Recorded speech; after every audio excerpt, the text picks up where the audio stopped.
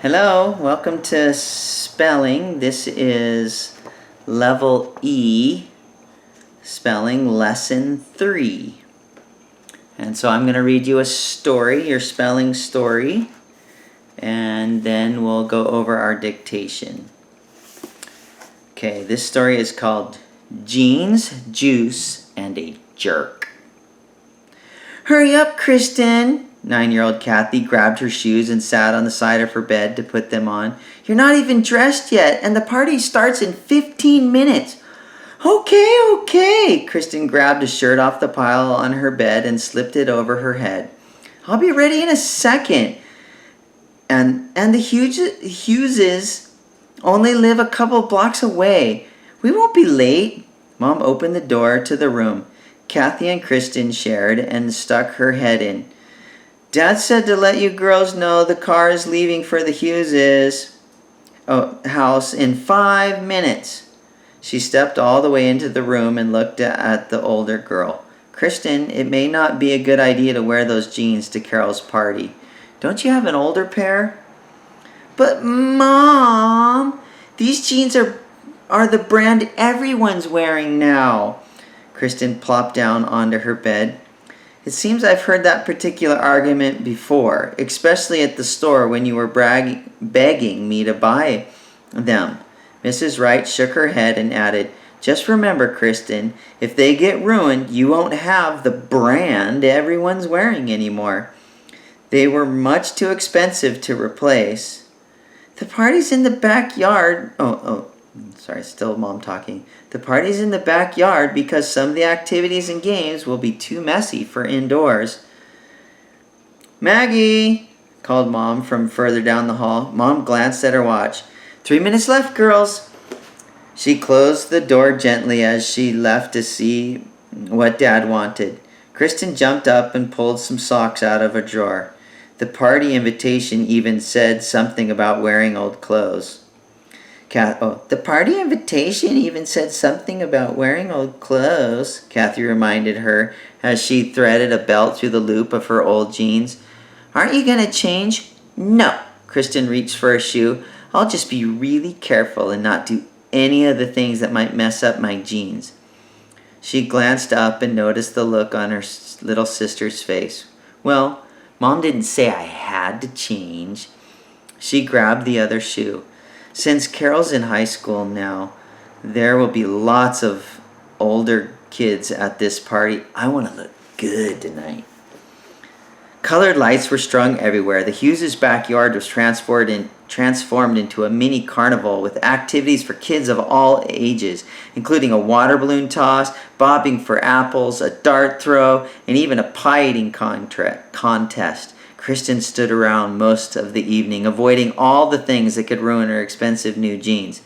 Hey, Kristen! Kathy hurried by with Jared, Carol's 10-year-old brother. Come on! They're bringing out the homemade ice cream. Sounds good, doesn't it? The girl Kristen had been talking to turned to follow Kathy and Jared toward the table on the patio. Yes, it sure does. I love homemade ice cream. Kristen walked beside her new friend. She couldn't remember her name, but she was a 7th grader and seemed really nice. The long table was covered with a bright plastic tablecloth. On one end, 2 large freezers of homemade ice cream were surrounded by bowls, spoons, and napkins. The other end was covered with clear plastic cups filled with juice. Strawberry or vanilla? Mrs. Hughes held the ice cream scoop poised over the freezers. Vanilla, please. Kristen accepted the loaded bowl and licked the ice cream that was running over on one side. Let's go sit on the brick wall over there, her new friend suggested. I'll trade a little strawberry for some of your vanilla before we start eating. Want to? Before Kristen could reply, something or someone crashed into her, knocking her feet right out from under her. The bowl of ice cream dumped down the front of her shirt. She jumped up, sputtering. What? Who? You? She spotted Jared standing there with a sheepish look on his face and an empty plastic cup in his hand. Why didn't you watch where you were going? Kristen tried to wipe the dripping mess off of her shirt with the crumpled paper napkin, and she still clutched in one hand. "Oh, I'm sorry," Jared said as he held out his napkin to Kristen. It was in much better shape than her own. "I didn't see you there." You what?" Kristen exploded. "Are you blind or something?"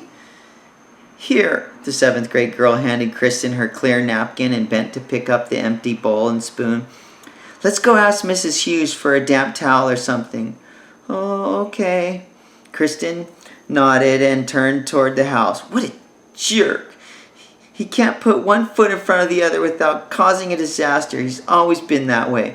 Wherever there's a mess, you could be sure Jared caused it. Why, one time "Kristen, honey," Mrs. Hughes handed the ice cream scoop to Carol when she spotted the soggy Kristen approaching.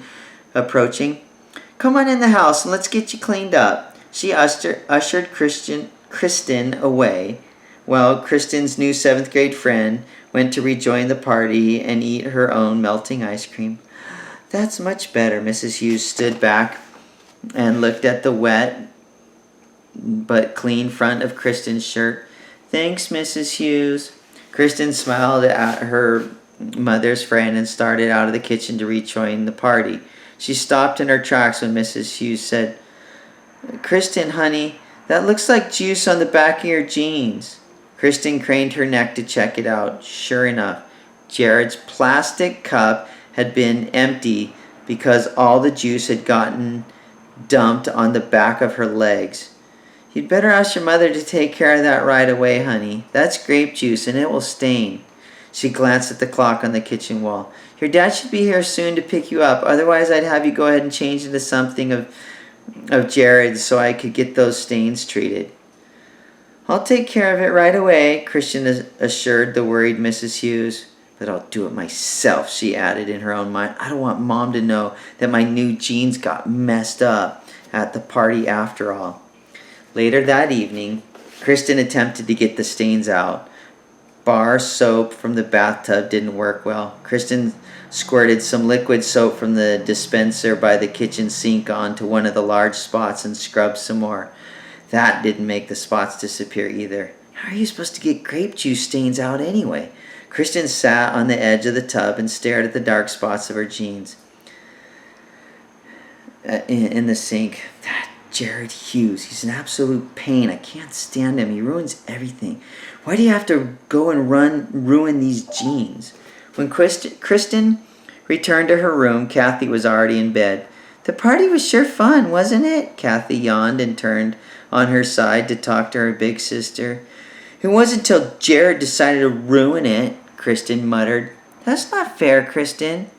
Kathy sat up in bed. "You know he didn't mean to run into you. It was an accident. And besides, Mrs. Hughes got all the ice cream off your shirt." "Yeah, my shirt's fine." Kristen jerked the bedspread off her bed. "But my jeans aren't." "What are you talking about?" Kathy pulled her knees up and looped her arms around them. "I didn't see anything on your jeans." "Of course not." Kristen shook her head angrily. "I made sure no one saw the back of my jeans during the last of the party and all the way home. I didn't want Mom to know they were ruined." Kristen's voice rose. Kristen's voice rose. "I thought I could get out the grape juice that Jared dumped on me all by myself. But I can't. My jeans are ruined, and it's all Jared's fault. If he wasn't such a jerk, it wouldn't have happened. Life would be a lot nicer if he just didn't exist." Kathy stared quietly at her sister for so long that Kristen grew uncomfortable. Finally, Kathy shook her head and laid back down. "Maybe Mom could get the grape juice out, or maybe your jeans are ruined. I don't know." She pulled her covers up. "But I think the stuff you're saying about Jared is worse than any old stain." Kathy turned over and closed her eyes. "But," Kristen began and then stopped. What could she say? Kathy was right. She sat on the side of her bed and stared at the back of her sister's head. She was still upset and mad, but perhaps, if she was really honest, she was mostly upset with her new jeans. The brand everyone was wearing now were ruined. She was upset with herself for wearing her jeans when she probably shouldn't have. She was upset with herself for saying such mean things about Jared, too, especially to the 7th grade girls she'd just met. After all, they'd known Jared all her life, and they'd been good friends even though he was 1 grade behind her. Sure, he made her mad sometimes, but he really wasn't so bad. She really liked Jared. She really liked those jeans too. And now they were ruined. Kristen envisioned those ugly grape juice stains right on the back of her jeans. And then she was struck with an even more sobering thought. I'm stained like that on the inside. Kristen jumped up and got her jeans out of the bathroom where she'd hidden them. She'd see if Mom could do anything about those stains. I already know someone who can take care of the stains inside me, and I'll ask him to give me a new, clean heart right now. She whispered to herself, that's even more important than spots on my jeans.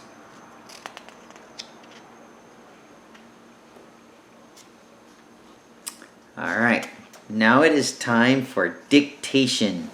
So turn to page 21 in your spelling packet. Okay, I'm going to read you the 3 sentences. I'm going to read each sentence 3 times, so you got to follow along. Okay, the first sentence, number 1, starts with a capital I. So get that capital I ready, pencils ready. Here we go. If you insist on wearing those pants, you will just have to limit the games you play.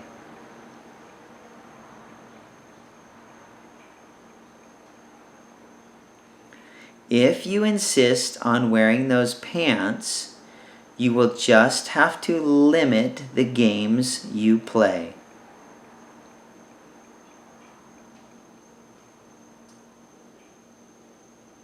Last time.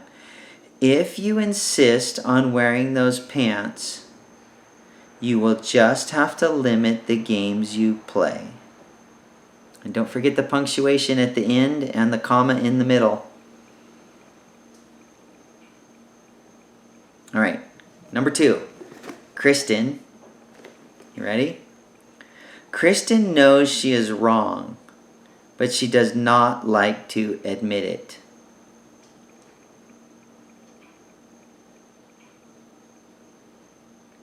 Kristen knows she is wrong, but she does not like to admit it.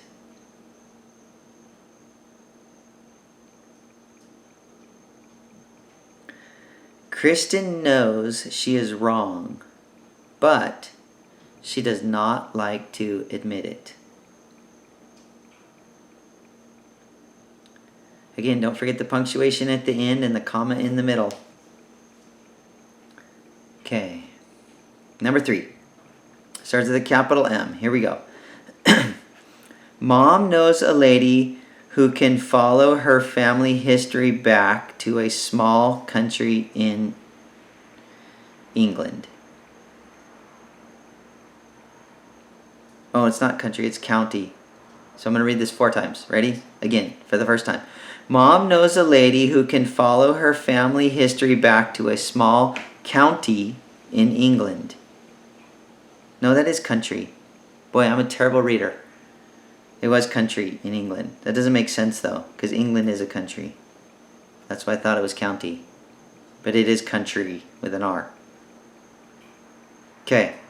Mom knows a lady who can follow her family back to a small country in England.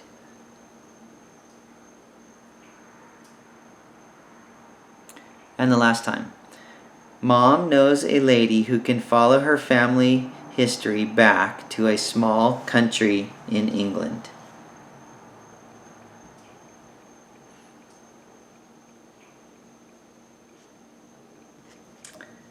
Okay, and you can do the proofreading on your own. All right, and that's the end of your spelling lesson. Thank you and have a good day.